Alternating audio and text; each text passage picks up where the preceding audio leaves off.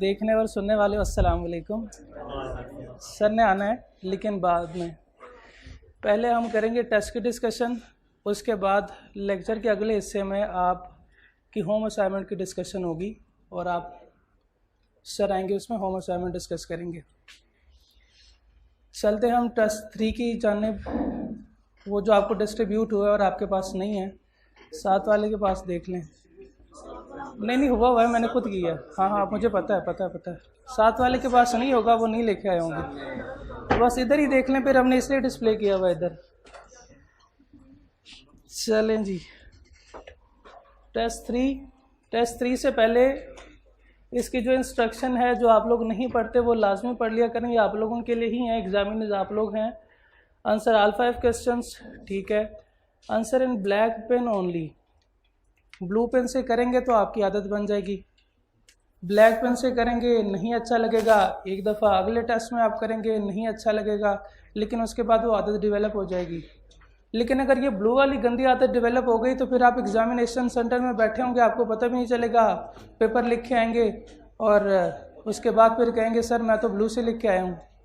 Examiner में paper check कर देंगे ना, इतने अच्छे एग्जामिनर आई के आपके नहीं होते, हम तो फिर भी चेक कर देते हैं। अगर किसी का कैंसिल हो जाता है तो वो सिर्फ इस बेस पे होता है कि आपने ब्लू पेन यूज़ किया।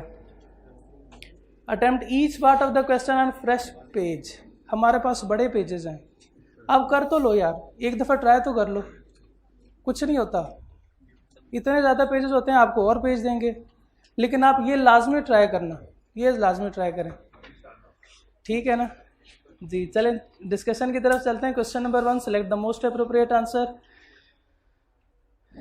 Under the Contract Act 1872, a person is said to be of sound mind for the purpose of making a contract if, वो इसमें पूछ रहा है कि साउंड माइंड का बंदा कौन सा होगा, कौन होगा साउंड माइंड का for the purpose of contract.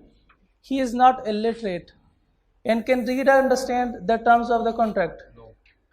नहीं ठीक है, सही तो कह रहा है वो, उससे लिटरेट होना चाहिए। क्या कॉन्ट्रैक्ट के लिए ये लाजमी है कि वो बंदा लिटरेट होगा? इलिटरेट बंदा जो है वो कॉन्ट्रैक्ट नहीं कर सकता, कर सकता है, लिटरेट बंदा भी कर सकता है अगर वो टर्म्स को अंडरस्टैंड करता हो तो, and understand the terms of the contract, ठीक है। ये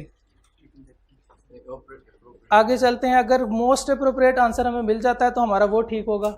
he is capable of understanding the contract and forming a rational judgment is to its effect upon his interest। ये डेफिनीशन है, इसने कंप्लीट डेफिनीशन पूछी हुई है।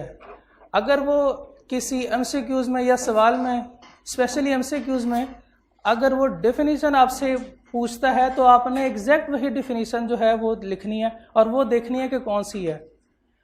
आगे पीछे भी कोई ऑप्शन ठीक हो सकते हैं, लेकिन मोस्ट अप्रोप्रिएट वही होता है जो हमारी डेफिनीशन है और एग्जैक्ट डेफिनीशन है।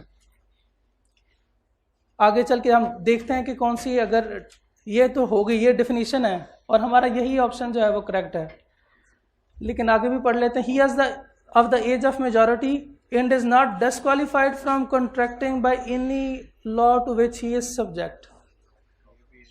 ये तो हमारे कॉम्पिटेंसी वाले में से आया है, कॉम्पिटेंट टू कॉन्ट्रैक्ट में वो कह रहे हैं। He is not suffering from any mental disease, ये भी उधर से ही है कि कौन कॉम्पिटेंट होता है कौन नहीं होता। इसमें जो करेक्ट ऑप्शन है वो बी ऑप्शन है, ठीक है। कोई मसला मसाइल, कोई परेशानी? करीम बोरोड आरिस 5 लाख फ्रॉम बशीर इन 2002, कि 2002 यहाँ पे जो डेट अगर मेंशन है तो वो हमारे लिए इम्पोर्टेंट है, इसको हमने मेंशन करना है। अगर तो ये रिप्रोडक्शन का सवाल है या केस स्टडी है, एमसीक्यूज में तो हम उसे बता देंगे ये ऑप्शन करेक्ट है। The debt become time barred under the limitation law. Time barred debt कौन सा होते हैं? जिनको 3 साल हो जाए, गुजर गए हो, किस डेट से ये नहीं बताना, ड्यू डेट। हाँ, हाइवर करीम एंड बशीर एंड 2009, 7 साल बाद उसे याद आता है and verbally acknowledge his liability, कि मैंने अल्लाह को जवाब देना है कि मैंने आपको 3 लाख दे रहा हूँ। वर्बली वो कह रहा है, वर्बली एक्नॉलेज, इसको अंडरलाइन करें अगर किसी के पास क्वेश्चन पेपर है तो। Can Bashir hold Karim liable, क्या वो लायबल है? No, the promise should be for entire debt. उसने 5 लाख लिया था, 3 लाख वापस दे रहा है, तो ये ऑप्शन सही नहीं है। क्यों नहीं है सही, कोई रीजन? हाँ जी, टाइम बार डेट के हमने वो 3 कंडीशंस पढ़ी थी कि वो रिटर्न होना चाहिए, साइंड और रजिस्टर्ड होना चाहिए। इसमें वो कह रहे हैं एंटायर डेट के लिए ठीक है, लेकिन उसने टाइम बार डेट का पूछा है, तो टाइम बार डेट अगर कम भी हो तो हम ले लेंगे उनसे पैसे। अगर वो कम पैसे देता है तो हम कहेंगे ये ना पूरे पैसे नहीं दे रहे तो ये भी ना दो। कौन पागल होगा जो कहेगा यार नहीं 3 लाख भी रख लो आप। Yes the promise is valid is an exception to agreement without consideration. Consideration की तो बात ही नहीं हुई कि ये विदाउट कंसिडरेशन है। No because it is not written and signed promise. हाँ ये ठीक है, यस वाले तो सीधे सीधे ही गए ना। इसके साथ आप रजिस्टर्ड भी लिख सकते हैं अपने लिए ब्रैकेट में, आपको सारे 3 कंडीशन जो है वो भी आपकी रिवाइज हो जाएंगी। ओके ठीक है। ये Aamir had offered both Behram and Ahmad to sell his piano at a discounted price of Rs 25,000. Behram responded immediately and refused to accept the offer. उसने कहा भाई मुझे नहीं चाहिए। Aamir who was in urgent need of money lowered the offered price. ये बहराम ने उसे कहा कि मुझे नहीं चाहिए। उसने ऑफर किसको की है? बहराम और अहमद दोनों को उसने ऑफर की है, लेकिन बहराम कह रहा है कि भाई मुझे नहीं चाहिए। ये ऑफर खत्म हो गई यहाँ पे। Offer who was in Aamir who was in urgent need of money lowered the offered price to 15,000 which was finally accepted by Bahram. अब आमिर बैठा हुआ है, लेकिन बहराम अब उसने प्राइस कम कर दी, बहराम ने वो लोअर्ड प्राइस जो है वो उसको एक्सेप्ट कर लिया। Before delivering the piano to Behram, Amir received acceptance from Ahmad on his initial offer price 25,000। वो कहता भाई मुझे 25,000 की भेज दो। अब उसने तो है वो प्राइस कम करके 15,000 उसने एक्सेप्ट भी कर लिया। उसे कहा कि भाई मुझे 15,000 दे दो, मुझे पैसों की ज़रूरत है।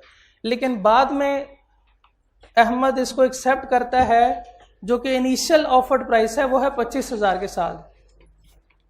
Therefore, Amir has refused to deliver the piano to Behram।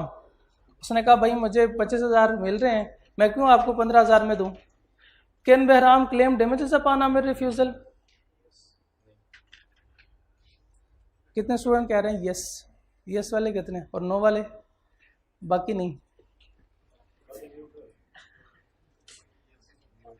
No because Aamir refuse the, मेरा भी यही जवाब था।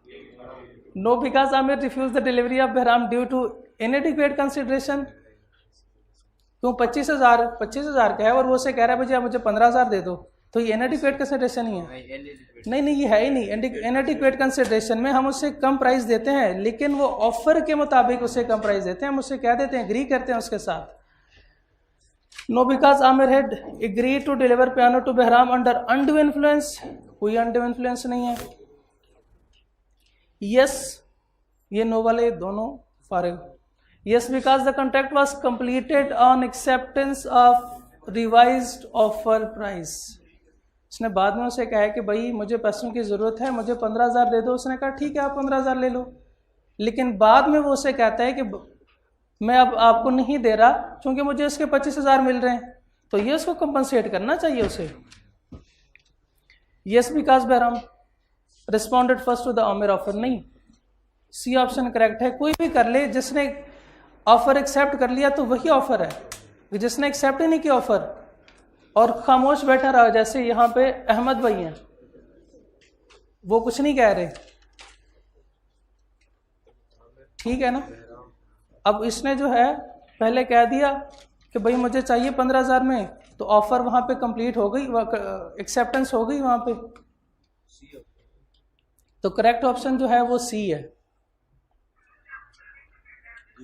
ठीक है, कोई मसला?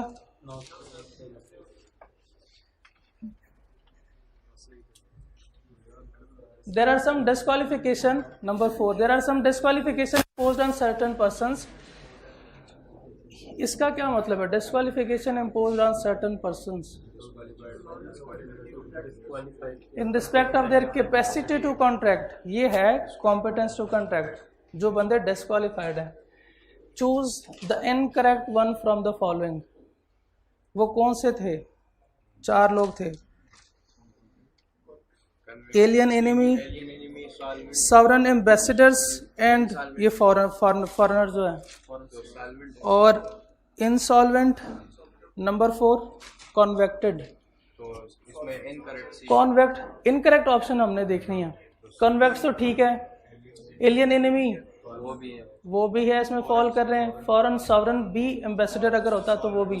सॉल्वेंट नहीं, यहाँ पे इंसॉल्वेंट आना चाहिए. इंसॉल्वेंट जो है वो डिस्क्वालिफाइड बाय लॉ है. Okay, option C correct option है. Number 5, which of the following statement is false. False statement देखनी है हमने, करेक्ट स्टेटमेंट नहीं देखनी. करेक्ट स्टेटमेंट नहीं देखनी बच्चे. जो करेक्ट स्टेटमेंट उनको नजर आ जाती है वो कहते हैं यही है. इसमें फॉल्स स्टेटमेंट देखनी है. करेक्ट स्टेटमेंट इसमें 3 होंगी, एक स्टेटमेंट इसमें फॉल्स होंगी.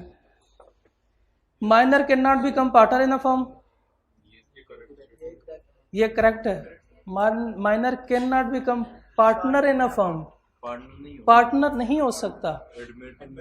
एडमिटेंट to benefit of the partner जो आप लोगों ने पढ़ा हुआ है वो हो सकता है. Education loan taken by the minor is recoverable from his property. क्यों? ये educational loan necessities of life है. हाँ जी, ये एजुकेशनल लोन जो है ये नेसेसिटी ऑफ लाइफ है, वो बिल्कुल इसकी प्रॉपर्टी में से रिकवर कर सकता है. Minor can be declared is an insolvent. Minor को insolvent declare. An agreement with the minor is void against him. Exactly ये ट्रू है. Agreement with the minor is void against him. ये C option जो है ये false statement है. Number 6, contract entered before the declaration of war or either suspended or terminated during the period of war. Executory contract voidable, void of an issue. During declaration of war, ये है before the declaration. war से पहले तो वो valid है. नहीं, before the declaration of war तो valid है.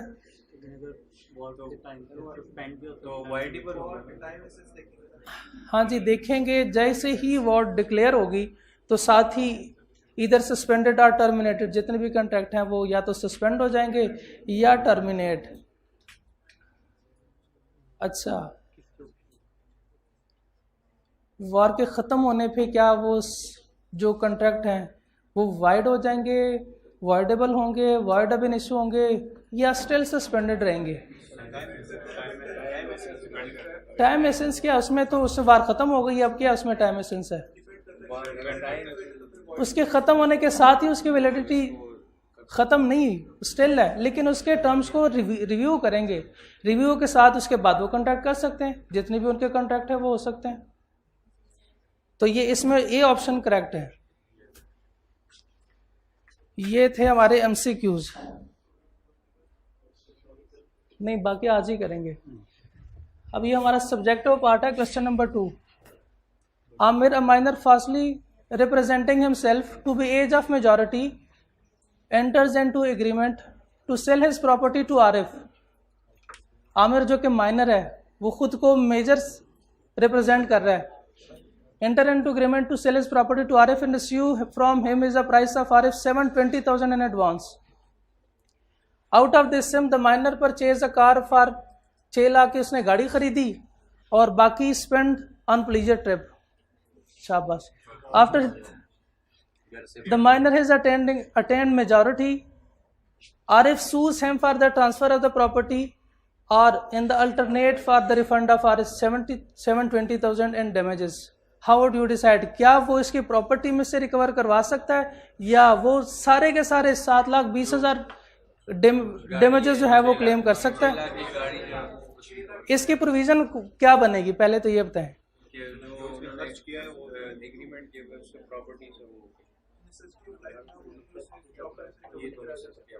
प्रोविजन, रिलेवेंट लीगल प्रोविजन क्या बनेगी इसकी?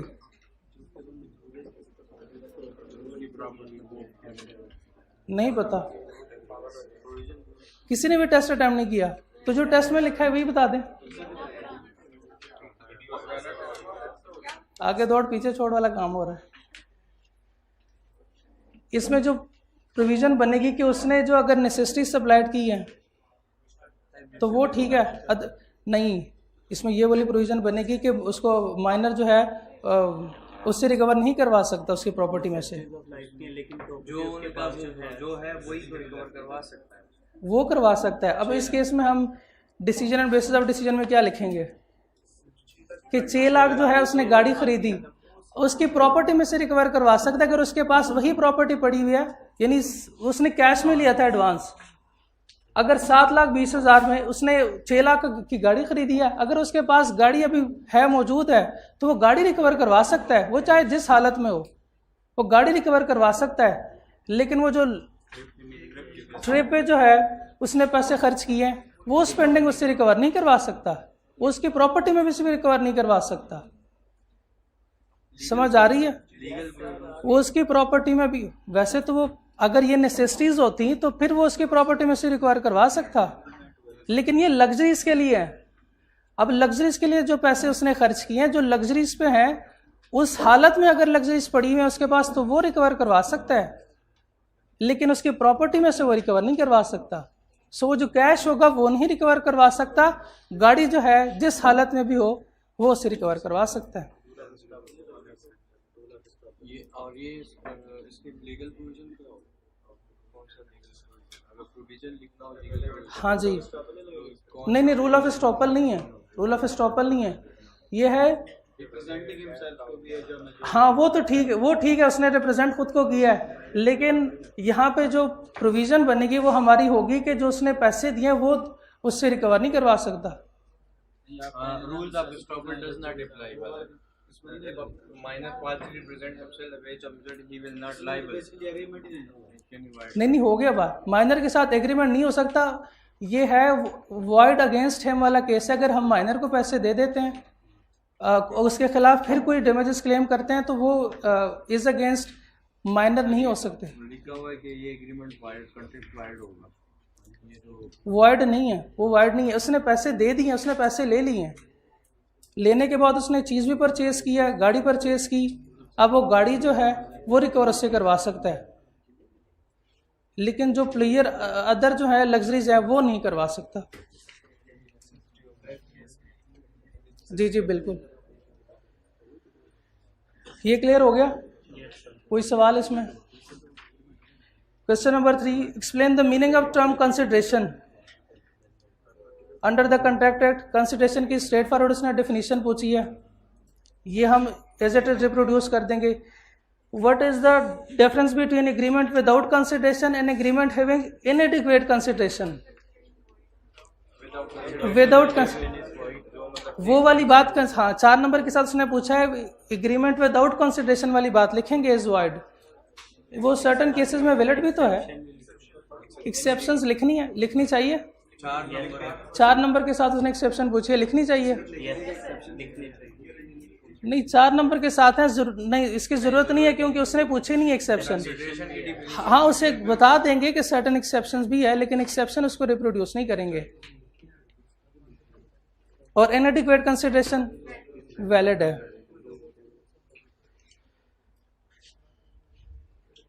Number 4, on 4 March 2021, Alia agreed to sell her jewels to Salma at discounted price. However, on the next day, when Salma came to take the delivery, Alia's brother, being custodian of the jewels, refused to honor the delivery of the premise that Alia was admitted to the mental hospital, and therefore her earlier agreement to sell the jewel was not valid. Discuss whether Alia brother is justified. क्या जो वो कह रहा है कि वो उस वक्त एडमिटेड थी टू द मेंटल हॉस्पिटल और वो अपने होश हवास में नहीं थी, तो क्या रिकवर करवा सकते हैं वो अब उससे कि उसने जो उसके से पहले दे दिया?